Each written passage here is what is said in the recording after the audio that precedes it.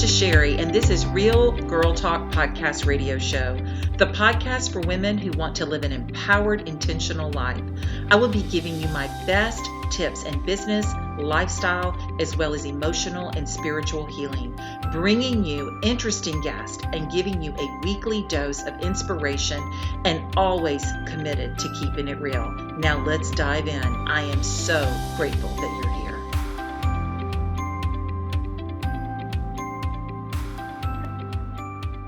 Welcome back to Real Girl Talk. Good morning. This is Sherry. And as many of you know, the popular true crime podcast, Dirty John, turned into a TV series, and it was completely addictive. If anyone watched it, you know what I'm talking about. And what's so crazy is that it was completely true. The actress that played the daughter of Terra in the TV series was Julia Garner, but today I have the real deal. The real daughter, actual daughter, Terra Newell, behind the story, the true story, and she's going to dish it out for us today. Welcome to the show, Terra. Hi, thank you so much for having me.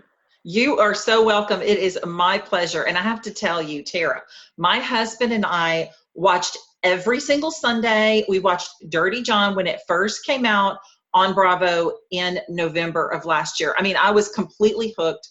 Completely addictive. I don't think I've ever been so hooked to a TV series in my entire life as I was to Dirty John. And I wanted to see it in real time because I didn't want anybody to spoil it, and tell me what was going on. I'm going to tell everybody just a little bit about your background.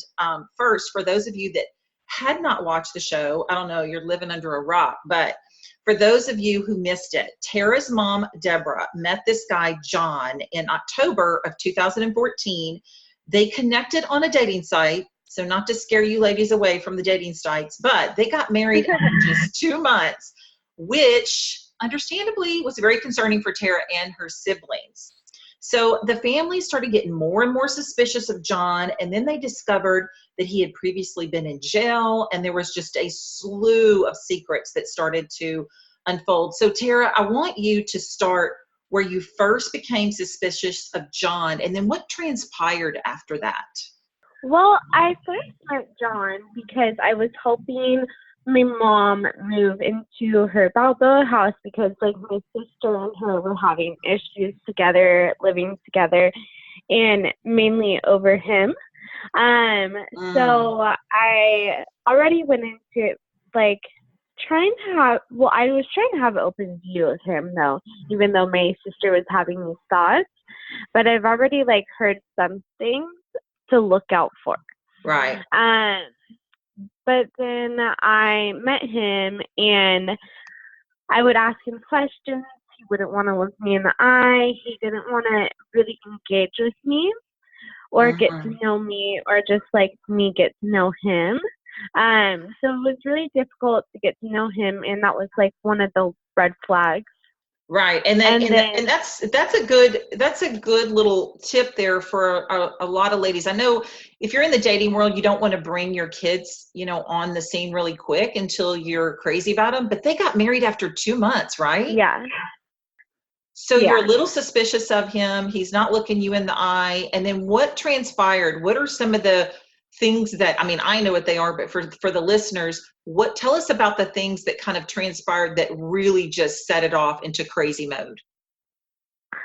Well, he and I got into it, and we were just yelling at each other because I was having a conversation with my mom. This had been after, I met him probably 2 weekends in a row because I stayed there 2 weekends. And I was talking with my mom, and she was in the doorway of the bedroom that I was staying in. And I was talking to her with my boyfriend at the time there, and we were talking to her about, he's using her car. He has a really elaborate story of where all his stuff went.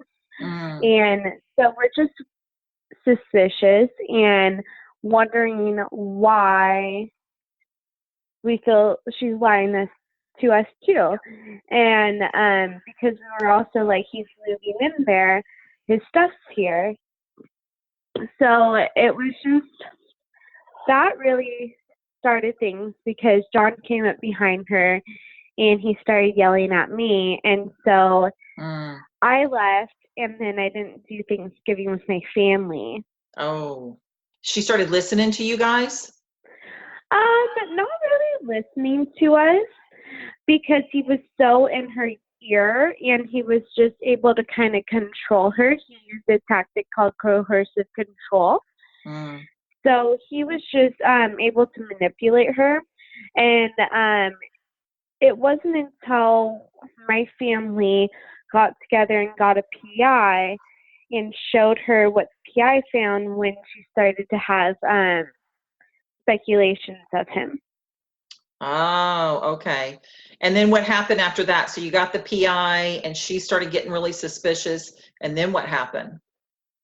And then she left him after that. And then he slowly got his way back and he was able to convince her and get other lawyers to convince her that everything that we were saying was not true and it was a different John Meehan. Oh, that's so crazy. So crazy. And I guess it's easy sometimes for women. I don't see it myself, but only because it hasn't happened to me. That doesn't mean that, it would never happen.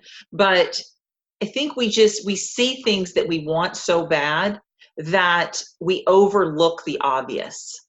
So when love bombing you, it's really easy to not be able to look at the overall picture, and that person is constantly there.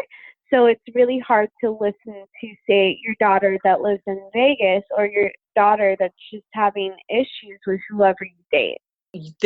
She actually tried to escape from him, basically get away from him, but then somehow he weaseled his way back in, which I was completely shocked when I was watching the TV series that she took him back. But she took him back, and was it fairly quickly? I mean, it's hard to tell on the show, but was it fairly quickly that she thought, gosh, I shouldn't have done this? For a couple weeks, something like that. I can't say for sure because I wasn't in her shoes. Right. I just kind of on the outskirts. But I want to say that's when she started to realize like something might not be right with him. But it was like, or maybe it was like a couple months because she got in the house with him also. That's right. And if I remember right, he had a drug issue. So was it that she felt sorry for him because he was hospitalized with a possible drug overdose? Is that what happened? No, that actually was just for the show. Gotcha. Like he did have a drug problem, but she didn't help him get sober. Okay. That's what I wanted to clear up because it's really hard, I think, to not want to help somebody that you're madly in love with and is love bombing you, like you said, so I could see that could actually happen, but I wasn't sure if it was just for the show or if it was something that actually transpired. Now, I know that it's at one point, she completely broke away from him. So how long was it between the actual ending of the relationship and she's completely out of it that he came back around and was noticed? Man, she left July. So maybe like 3 months she Wow. left him, and then he was stalking us for like a month she was with him for 4 months, sorry. After they got back together and stuff. And then he was stalking us around for like a month-ish. And then the stuff happened. So when you say stalking you, what was he doing exactly? Well, I didn't really get clarification of this until after the fact and after everything. Because I would always feel like I was getting watched, but I never saw him. I just had that feeling. And then I found out later that he called my work and made an appointment to get 2 dogs groomed. And I saw 2 dogs on the trail the previous day, so he was obviously watching me. And then when you have that feeling like you're getting watched, Right. usually you should go with your gut feeling. You're not crazy. Wow. So he made an appointment to get his dogs cleaned at your place of employment? Yes, Wow. because I was a dog groomer in a kennel attendant. Wow. So did he actually come in and bring the dogs, or what happened? No, he just did a fake French accent, and he called and made an appointment for the dogs, and then he made an appointment for the day of August 20th. Mm. He called that day, but they were a no-show, and I was just kind of I had that feeling that they wouldn't show for some reason. Mm. So you really had a lot of intuitive feelings going on here, and sometimes I think we tend to ignore those as well. But you look back now, and what do you think about how would you have done things differently? Well, I kind of wish that I had more confidence that I wasn't crazy. I don't think there's anything I could have really done differently in my scenario. I think that everything that I had a reaction to was normal, and Right. that I didn't get in John's face at all. I After Thanksgiving, I completely kept my distance from him, and I told my mom I would be willing to work things out. So I wasn't really confrontational or anything. I just was kind of there and listening, and I wouldn't say I was open to working stuff out, but to him, I wanted to seem open to working That makes things out complete, because yeah. I knew in my heart that he wouldn't want to work things out. Wow, that the story is amazing. So he stalked you guys, and take us to the actual day, and let us know what happened on the day that he physically attacked you. So I got off work a little bit early. I went home. I parked in the spot like I normally do.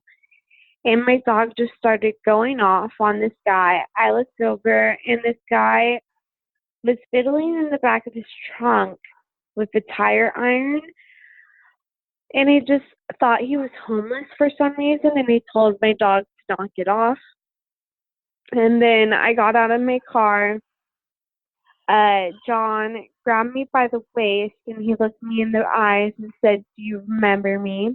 Mm. And then from there, I tried to flee, and I was unable to get away from him, and we ended up basically getting into it, and he stabbed me, and I was able to get the knife back from him, stab him back, and kill him. Wow. And it's I can't even imagine doing what you had to do, but fighting for your life is basically what you did. And what was it? What was in the inside of you that just said, I'm going to fight for my life, and then just to have the know-how to grab the weapon? What was going on inside of you? Well, to be honest, I was just kind of annoyed, and I was like, why is he coming today, like the day of the Jason Aldean concert? I just need to get ready for this concert. So, I had, a little bit more motivation to do what I because of that, because I was just like, oh, I just need to get to the concert. But then I also hated him Right. because he's the one thing that was, hurting my family, hurting my mom, and just destroying it all. And then also I watched so much Walking Dead and Criminal Mind shows and just CSI, all of that when I was younger. So I just had it kind of engraved in my head of what to do, how to hold a knife from The Walking Dead. And then I essentially killed him as if he were a zombie. Wow. Because I stabbed him in the eye to kill him. I know. And so this is where you got your nickname, the Zombie Killer? Yeah. I have not watched The Walking Dead, but just a few times, but I am a true diehard fan of Criminal Minds, CSI, and I think I watch way too many crime stories, but this story was so addictive to watch, and I think it was because you just had to know what was going to happen, and I never in a million years at the end of the Yeah. series anticipated you. Now, you know what I pictured? Your sister doing this. Spicy. Yes. So I pictured something was going to go down really, really hard with your sister, not you, because you just seemed just so much more laid back and quiet. And for you to say, you know, it just goes to show you that it doesn't matter what your personality traits are. When it comes to you or your family, you will fight for your life. And you basically did exactly that. And it's incredible. I mean, the story is absolutely incredible. And I know that you've been on a lot of different shows, TV shows and radio shows, and telling your story. But what I want to know is, you know, I think a lot of our greatest pains come from the broken pieces in our life, and they become our power. And so what have you done, or what are you doing to help educate women from the pain and your story that has turned into basically your superhero power strength? Self-defense, like teaching women how to defend themselves, and what exactly I did right in my situation, which is essentially everything. So Mm. it's important to share that and get that out there so that it can help save other women's lives and not just mine. Oh gosh. Tara, I think that's wonderful. And I think that you probably are sharing a lot of knowledge and insight about domestic abuse and how to defend yourself, and just bringing a better light to what's going on. And I know that you are helping other women. And I love that about you. I know you have a passion and a purpose for it. And I love the fact that you're taking such an unbelievable tragedy and pain you went through, not just the physical pain that you went through with him, but I know it left probably a lot of emotional pain with you. Most definitely. And that's like, part of the reason why I want to bring awareness to PTSD is because it is very hard. And sometimes it's actually the hardest part going through it all. And so I just want to bring that awareness. And after the fact that everything's happened, there's been like really low points. Like I never wanted to kill myself, but I just like wish that I wasn't here some days because it has been so hard. Mm. And I know that a lot of people suffering from PTSD have actually taken their lives, especially veterans and vets who have done combat. Oh, you know what? I know that you have such inner strength, and the story is unimaginable for most people. But the fact that regardless of some of the flashbacks and things that you've had, you choose to keep going and keep pursuing. I'm so happy that you're here on Earth. And I know you Yeah. were born on purpose and for a purpose. And unfortunately, some of our purposes come from our greatest pains. So it's wonderful that you recognize that, and that you're sharing and helping women and helping those with post-traumatic stress syndrome. And I just want to thank you for that, Tara. I really do. Oh, well, thank you. And I'm let like, us. I'm gonna cry. Oh, no tears, no tears, girl. I do. I appreciate you, and I love watching you just flourish, and just know that, you know, God is going to watch over you, and you're going to be a shining light. So no matter what's going on in your life, know that your greatest power came from that pain, and just keep on going. Just keep on going, because we all have something in our life that we're hurting from, and the difference between those that show their strength are the ones that take action from their pain. And you're definitely doing that. And I appreciate you so much being on Real Girl Talk today. And, you know, guys, I want you to take a lot from this episode. Make sure you go back and follow Tara. Tara, tell everybody where we can find you on social media and any kind of projects that you have going on. Okay, well, I am on Instagram, just my first and last name, Terra Newell, TerraNewell. And then also I have a blog that I share my experience with my therapy and also my travel and other great things. It's terranewell.com. And then you can also find me on Twitter. I'm Terra_Newell. And then I also have a PTSD Facebook page. On It's a closed group, and you have to update if you're suffering from PTSD and need a group of girls to talk to. Oh, that's wonderful, Tara. I didn't know about that Facebook. We will definitely, I'm glad we're shouting out right here on Real Girl Talk, and I will shout that out on my Instagram, Empowerment is Beauty, as well as my Facebook page, Empowerment is Beauty. So thank you again, Tara. And guys, listen, I want to know how you feel about this episode, what inspired you from it, and make sure to type that into the reviews on iTunes and how you plan to grow and live more intentionally after hearing this episode with Tara. Also, make sure you subscribe to the show. Not only is it such a blessing for the success of the podcast, but it also makes sure that you never miss an episode. Remember to be the kind of person that you admire and serve your passions and your calling, because the world needs you, my friend.